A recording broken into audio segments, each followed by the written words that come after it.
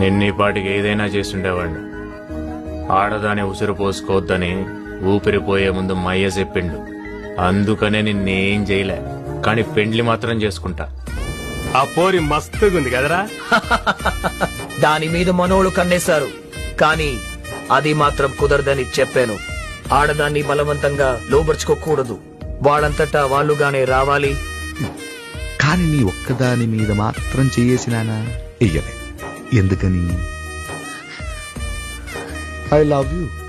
నాకు ముఖ్యం. స్వప్నం వంటి మీద రక్తం వస్తే నేను తట్టుకోలేదు. నీకేం కావాలో అడుగు, ఇచ్చేస్తాను.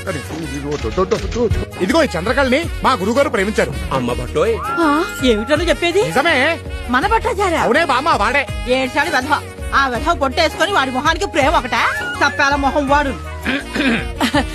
రారా బట్టురా, నీ గురించి మాట్లాడుకుంటున్నావు.